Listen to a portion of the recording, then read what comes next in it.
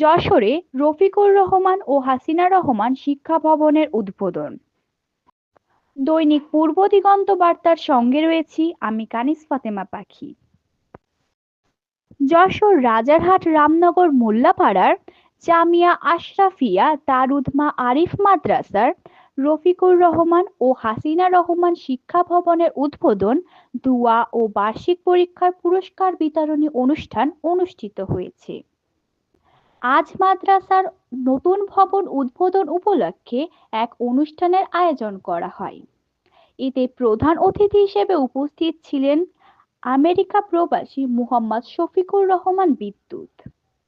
মুহাম্মদ শাহিদুর রহমান বাবলার সভাপতিত্বে অনুষ্ঠানে বিশেষ অতিথি হিসেবে উপস্থিত ছিলেন Mrs Jahanara Rahman Lucy, Mrs Kamrun Nahar Lipa, আলহাজ কাজী হেমায়েত উদ্দিন প্রমুখ। মাদ্রাসার মুফতামিন মুফতি আব্দুল কাদের আল আমিনীর সার্বিক তত্ত্বাবধানে স্থানীয় আলেম ওয়ালামারা এতে উপস্থিত ছিলেন। উল্লেখ্য, দাদাজান মরহম আলহাজ খান বাহাদুর লুৎফর রহমান তার পুত্র ও পুত্রবধূর স্মরণে নতুন এই শিক্ষা ভবন নির্মাণ করেন।